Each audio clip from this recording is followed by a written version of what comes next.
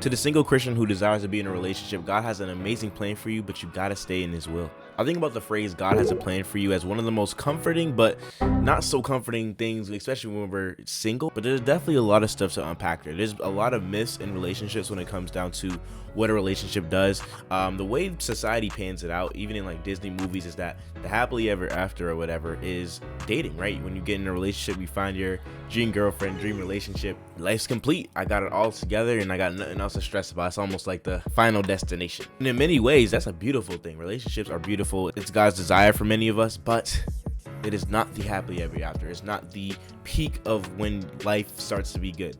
We all have our own journeys, and the best advice I can give to anybody that's single is that God should be your first love. Matthew 22:37 reads, Jesus tells us, love the Lord your God with all your heart, with all your soul, and with all your mind. And the second greatest commandment is just like it, love your neighbor as yourself. The way that we make it to heaven, but also find our purpose and our reason of living this life is by loving God with all our heart, soul, mind, and strength. God is asking us that we love him with all our heart, soul, mind, and strength, and also love him first above all things. There are many reasons he said that. We can go into scripture and debate like why God, why should we love you over what we have? I think it's a simple concept of loving the giver over the gift. If someone lended you a nice gift that probably you don't even deserve, you have been very hurtful to the person that loves you unconditionally, and they just give you something you don't even deserve, wouldn't you be accustomed to loving the gift over the giver, right? And in the same sense, we disobey God all the time. We go against his will. We almost push him and put him second all the time.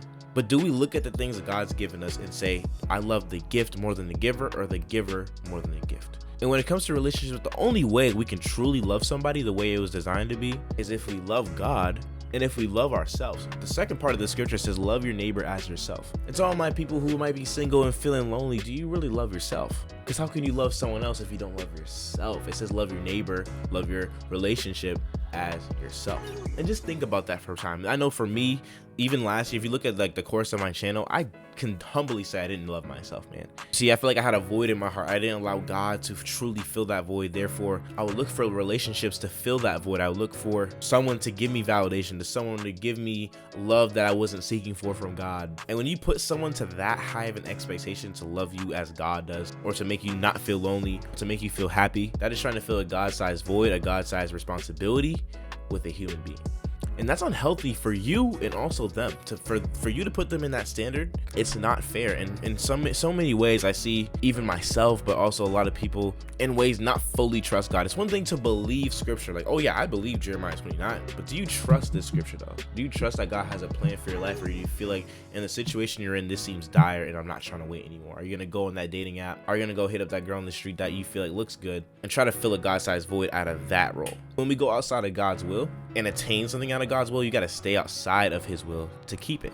And I've been there. I'm just a testament. I'm just speaking from testament. And that, y'all, is not where you want to be. You do not want to be outside of God's will, because then the plans he has for you is almost on hold. You're putting him on hold. He's calling you and you're not picking up. You're putting him on hold and just say, I'm gonna get to your plan later. And ultimately, the crazy part is, after doing all that, it will never fill your loneliness. You'll still feel like you want more, that this person is not doing enough for me, and that person was never meant to fill that God-sized void. Many people date this way. I've dated this way before, and the thing is, if you choose to go this way, look at a lot of people in this world. They're carrying in a lot of baggage, a lot of brokenness, a lot of hurt into relationships, all because they decided to step outside of God's will. We can all often do it, even if you haven't been in a relationship. When you decide to, watch pornography, those things are all relationships. Maybe you have a relationship with money. Maybe you have a relationship with women on your screen. Maybe you have a relationship with your career. The thing is, life is all about relationships. But if those things aren't on God's foundation, they're bound to let you down. They're bound to fail you. And that loneliness and longing will not go away. This is not to say relationships are bad. Currently, I am dating. It's been one of the most blessed experiences I've ever had in my life. And the way it all happened, I can only give God credit. I can't say it was because of my works. It's not because I deserve it or anything. It's all because of God. And a psalm I want to encourage y'all with is Psalms 37 verse 4, and it reads, delight yourself in the Lord and he will give you the desires of your heart. And this is beautiful. It's not to say that you should love God only for the promises he gives you, but when we truly love God, when we truly understand that, hey, God loved us first, therefore he deserves my love, and the fact that I'm willing to love him with the best I got, he's gonna reward me for it, gives me some type of comfort. It brings me comfort to my heart. It allows you to truly love him, but learn how to love yourself. The Bible is pretty much a blueprint. When you love God ultimately up here above all, and you learn how to love your neighbor as you're learning how to love yourself, in a sense you're starting to delight in the Lord, right? And to delight yourself in God means to pretty much get your joy, your happiness, your life desires from him. It's not that oh, I desire to have $1 million and God's gonna give it to me, yay. No, like, you know what I'm saying? It's like, delight yourself in the Lord and he will give you the desires of your heart under his will. We don't know our hearts. Jeremiah 17 even talks about how we don't know our hearts. Our heart lies to us all the time. But when we get our values, when we get our peace, when we get our joy, when we get our desires of a partner from God, right? He promises in this scripture to give us the desires of our hearts. And as you continue to see God and love him fully, you'll get right back on the track he intended you to be on, to see that beautiful plan that he has on his timing. And this is a promise from me that everybody in this video that watches this video will start dating. No, God's desire isn't even for everybody to be married, which is a scary thought. I ain't gonna lie, it's pretty scary to me because I know that's a desire of my heart. But trust and believe, don't experience it to find out that it is so much better to be in God's will, even without a relationship, than it would be to have a relationship outside of God's will. It's anything outside of God's will, you have to stay outside of his will to maintain. And if it is under God's will, the right person will come at the right time. Stay patient, stay focused on God, because he has your whole life mapped out. Allow him to guide you there. If I can give one practical in this video, even to find and know what you're looking for, and a lot of people have spoken about this before, you might have heard this before, make a list of what you're looking for.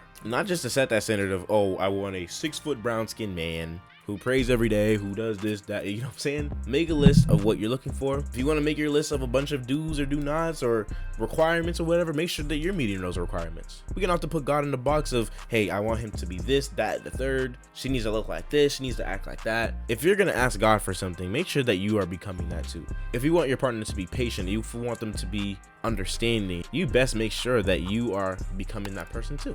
Because standards are good. We don't want to date potential, but this list that you create is also your potential too. So make sure that you're becoming that. It's definitely a life changer, and also teaches you how to love yourself. Because when you're becoming this, you're loving yourself and becoming a better version of yourself, so that you can know exactly what you're looking for because you're already that person. I love you. Have a blessed day. I'll see you guys in the next video. Peace.